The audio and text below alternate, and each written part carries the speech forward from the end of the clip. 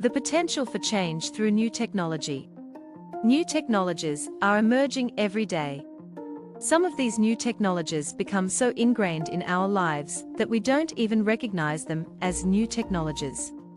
In this context, let's predict how new technology will change our lives in the future. Please note that while there are reasons for each of these predictions, they are not guaranteed to happen, and they are simply possibilities to consider. There are many possibilities to consider, but this explanation will focus on the following topics: mobile devices and personal computers, urban and rural areas, corporate structure, currency, power balance between government and corporations, the world of the web. Let's dive into some more technical discussions.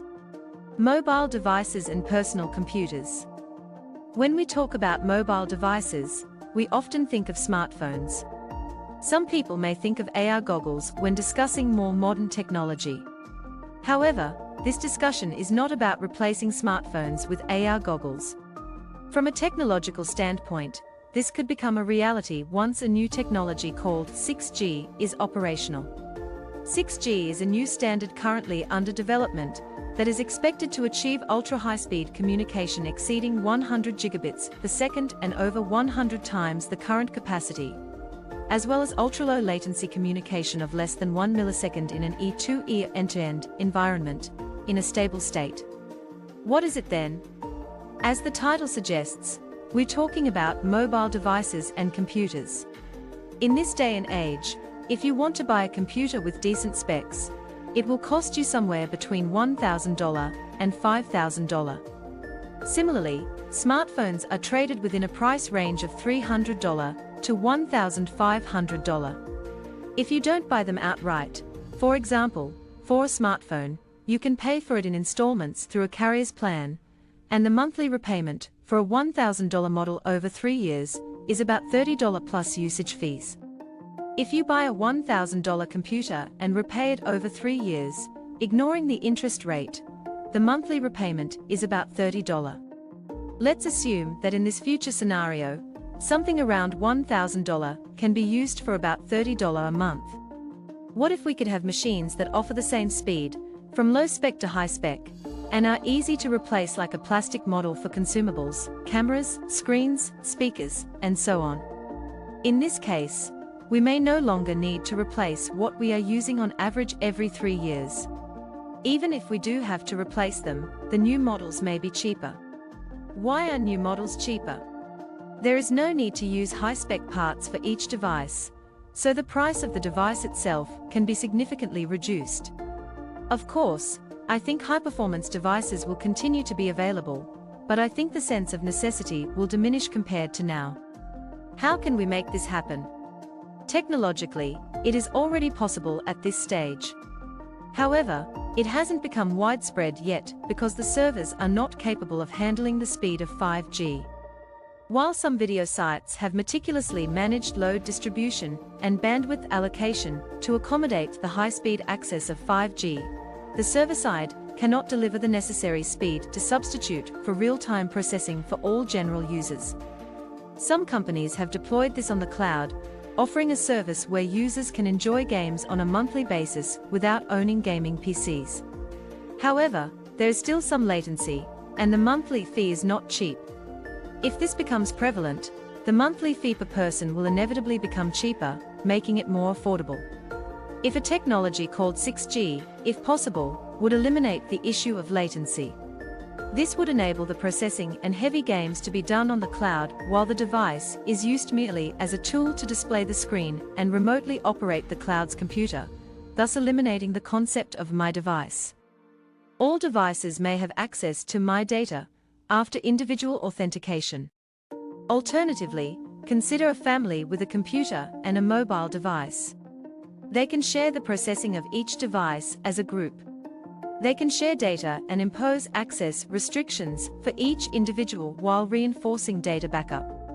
The advantage of this technology is that if there is one high-performance computer, it can handle all the mobile device processing of a family. It can even allocate the idle parts of other family members who are not using their devices. Although this technology is technically possible, it is less likely due to its small-scale benefits. Urban and rural. There is a concept of urban and rural areas, but I believe this is gradually fading away. In the city, there are many things you can do and you can go shopping. Even if you have no plans, just walking around can be enjoyable. However, due to a certain epidemic, we have been forced to refrain from going out and engage in remote work. Now, the epidemic has settled to some extent and we are gradually trying to return to our normal lives. But socially, remote work is becoming the norm. Companies with advanced ideas that do not require physical work are reducing their offices in the city, reducing running costs, and switching to remote work. Slightly deviating from the topic, some people may say that productivity decreases when working remotely. Are people who do not work unless someone is watching necessary for your company? I can assert that those who work will produce the same results whether they are working remotely or on-site. Therefore, if you can work remotely, there are people who have no reason to live in high-rent and narrow houses. Those people will move to the suburbs. This will increase the population of the suburbs, new business opportunities will arise there, and facilities, such as shopping malls and daily necessities, that were previously lacking in depopulated areas will be created. As a result, the population of the city will gradually decrease. When considering what can only be done in the city as a consumer, there are surprisingly few things in the current age. If you go to the city, it is easy to communicate with other people. The distance between shops may also be close. The station may be nearby. Those who think this is important will continue to remain in the city. The status of each company.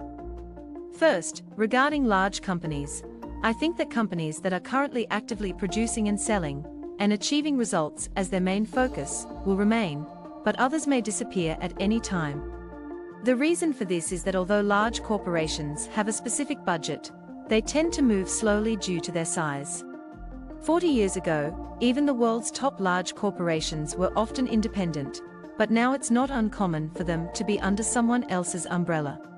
Currently, even the largest IT companies are threatened by new unicorn companies. Did the current largest IT company achieve any success last year or this year? Or do they have innovative plans, but are unable to produce results despite investing heavily in them?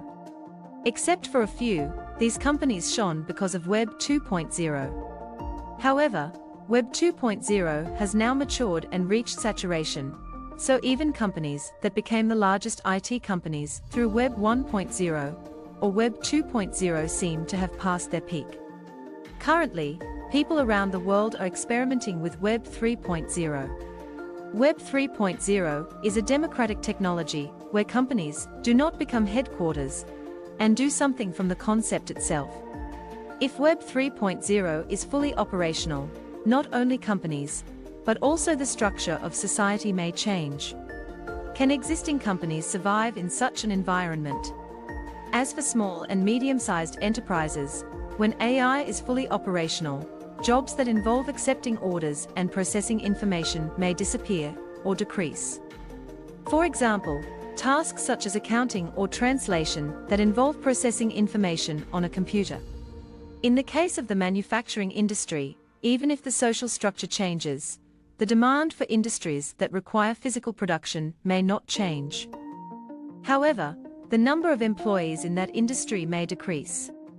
For more information on this topic, please check out another video, How AI Will Be Involved in Our Lives in the Future. Currency. Currency is owned and used for transactions by each country with their own currency. But what exactly is currency? It is simply a piece of paper or coin with the concept of money attached to it. Nowadays, various companies issue their own electronic currency in the form of points, allowing customers to use those points for shopping within their own services. What if this became a virtual currency?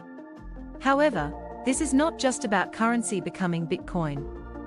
For example, if the company with the largest share in a country issues a card directly connected to virtual currency, which allows deposits and withdrawals at any time, and enables direct shopping from the card anywhere, the concept of currency within that country may change. This does not mean that the original currency disappears. However, if it becomes commonly used, there is a possibility that the virtual currency may be used more than the domestic currency. If convenience is socially recognized and the government does not place restrictions before the general public uses it, this could be a possibility. In that case, the virtual currency would become the actual domestic currency. In a world where only some people use physical currency and others use virtual currency, banks will likely decrease significantly. The reason is simple. If the bank's deposits decrease, the amount of money they can lend also decreases. If they can't lend money, they can't make a profit and will go bankrupt. Banks cannot exist without depositors and deposits. Additionally, as the number of virtual currency users increases, there is a possibility that the value of the country's currency may decrease. Power balance between government and corporations. In the discussion of currency, it was briefly mentioned that if a certain corporation acquires a certain percentage of the domestic market share of a currency, they could potentially become equal or even more powerful than the government. In such a scenario, the government may have difficulty collecting taxes. This is because our current income and expenses are monitored to a certain extent, and the government confirms deposits and collects taxes accordingly. However, if banks decrease and money transactions are conducted through virtual currency, it would become increasingly difficult for the government to monitor such transactions, even if the corporation issuing the currency were to be held accountable. Thus, the government would likely have to change their approach to tax collection. Moreover, if the corporation became more powerful than the government, there is a possibility that the corporation could relocate their headquarters to another country, leaving the government in a difficult position. As a result, the government may become unable to dispute with the corporation, and the corporation could essentially control the country. Some may argue that such a situation is unlikely to occur. However, the power that such a corporation possesses includes the following: currency issuing rights, the banks associated with that currency, a domestic market share that is number one in the country, deposits from all users. If the corporation were to achieve this level of success, it may be difficult for the government to win against the corporation's supporters, and it may be difficult for the government to maintain its support rate. As a supplement, it should be noted that this discussion pertains to virtual currency, and it does not imply that the corporation could freely access individual deposits. If a corporation possessing these attributes were to leave the country, what would happen to the country? For example, if the institution that possesses the currency issuing rights were to move overseas, or if domestic banks relocated their headquarters overseas. Impact of a country losing its authority to issue currency is currently unknown. While it may sound extreme, virtual currency allows for nearly real-time transactions and offers the convenience of low fees for international transfers. The outcome of this matter will depend on the balance between the speed and growth of new political parties and services, as well as government restrictions. The World Wide Web. First, let me briefly explain the different generations of the World Wide Web. Web 1.0. This was the era of static web pages, such as home pages and blogs. Users could search for and browse web pages. Web 2.0. This is the world of social media, where users can engage in two-way communication by commenting and replying to each other. Web 3.0. This is the next generation of the web, which is currently being explored and developed by companies and engineers worldwide. In other words, what does it mean? Web 1.0 was a one-way system where users accessed web servers. Web 2.0 enabled personal connections, but was still centralized around the content provider's server, meaning that all actions were governed by their policies, from account bans to content policies, without any means for users to resist. This is a centralized approach. Web 3.0. This is a system where all participants are both users and administrators, as opposed to a situation where a company sets policies and services conform to those policies. The reason for this is that the content is not managed by a specific company on a designated server, but rather on a blockchain, where tampering is not allowed by design. In other words, if you want to make changes, you cannot update without performing legitimate operations on the blockchain without creating a differential. For example, a platform where all participants vote and the opinion with the most votes takes precedence might be allowed to be publicly disclosed, which was eliminated in Web 2.0. Conversely, what is currently allowed may be democratically excluded. You may be banned from an account by publicly disclosing certain information on SNS, even if it is not violent, sexual, or drug-related. If people are looking for these things, they are more likely to be allowed on Web 3.0. Conversely, it may be a world where the opinions of governments or organizations are not accepted. These are predictions, not prophesies. We talked about the possibility of the impact and change when the technology is socially pervasive. It may or may not be as predicted.